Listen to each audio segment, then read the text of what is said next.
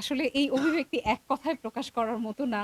আর এই যে আজকে প্রধানমন্ত্রীর তরফ থেকে আমার সন্তানের জন্য উপহার আসলো, এতটা সম্মান, এতটা প্রাপ্তি, এই কোনো কিছুর যোগ্যই আমরা না।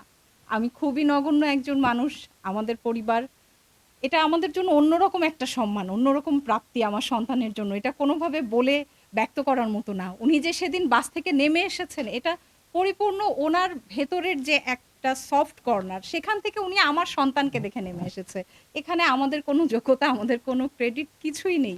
আমরা কল্পনাই করিনি যে উনি বাংলাদেশের প্রধানমন্ত্রী বাস থেকে নেমে আসবেন।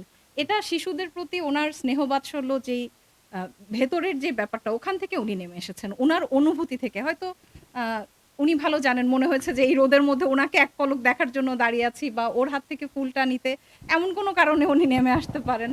আমি এটা কোনোভাবেই, আমরা কেউই কল্পনা করিনি যে আসলেই প্রধানমন্ত্রী উনি নেমে আসবেন। আমি ফুলটা নিয়ে দাঁড়িয়েছিলাম যে একটু ফুলটা নাড়াবো, উনি হয়তো একটু দেখবেন, একটু বাস থেকে উঁকি দিবেন, আমরা উনাকে দেখতে পারবো। তো এতটা পাবো, এতটা পাওয়া, এটা কিভাবে কি হলো আল্লাহ ভালো জানেন। এটা উনার জন্য অনেক, অনেক দোয়া, অনেক দোয়া থাকলো। আচ্ছা, আপনারা নিশ্চয়ই জানেন যে গত ২৭ তারিখে মাননীয় প্রধানমন্ত্রী জনাব তারেক রহমান উনি আপনাদের যশোরে এসেছিলেন। আর উনি যখন যশোর ইনস্টিটিউট রোডের সামনে দিয়ে যখন যাচ্ছিলেন, তখন হচ্ছে যে উনি দেখলেন বাসের ভিতর থেকে যে এক মা তার সন্তান নিয়ে ফুল হাতে দাঁড়িয়ে আছে, মাননীয় প্রধানমন্ত্রীকে শুভেচ্ছা জানাবে। এই বিষয়টা উনি বাসের ভিতরে দেখেছেন এবং অতি দ্রুত ওই বাসটা থামিয়ে দেন এবং উনি নিজে উনি নিজে বাস থেকে নেমে আসেন। নেমে এসে সেই নীলিমা, মানে যে মা তার সন্তান সহ দাঁড়িয়ে আছে ফুল নিয়ে, সেই মায়ের সাথে দেখা করেন, সাক্ষাৎ। এটা হচ্ছে এমন একটা বিষয় হলো যে এমন একজন মা দাঁড়িয়ে আছে আর মাননীয় প্রধানমন্ত্রী বাস থেকে নেমে আসলেন। এটা একটা অভাবনীয় দৃশ্য। এরকম দৃশ্য খুব বিরল। আর ওনার যে শিশুদের প্রতি যে একটা ভালোবাসা, সেই সেই ভাবটাই এখানে প্রকাশ পেয়েছে। তার প্রেক্ষিতে উনি ওই ফুল গিফট পেয়েছেন, ঠিক তখন উনি চিন্তা করেছিলেন যে আর উনার পক্ষ থেকে একটা বাচ্চার জন্য একটা গিফট পাঠাবেন।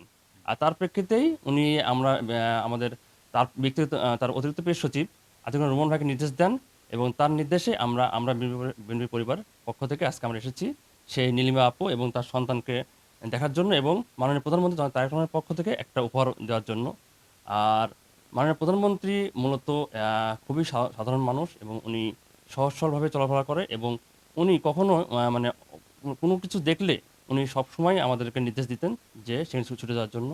আর তার প্রেক্ষিতে আজকে আসা, আমরা চাই যে আপনারা সবাই এই বিষয়টা দেখবেন, তুলে ধরবেন, যাতে মাননীয় প্রধানমন্ত্রী যে মানবিক কাজ করে থাকে, প্লাস দেখা গেছে আগে পূর্বে যে উনি কোনো রাষ্ট্রপ্রধান কোনো রাস্তায় গেলে কখনো কিন্তু বের হতো না এইভাবে। আর মাননীয় প্রধানমন্ত্রী কখনো কিছু দেখলে উনি বাস থেকে নেমে আসে।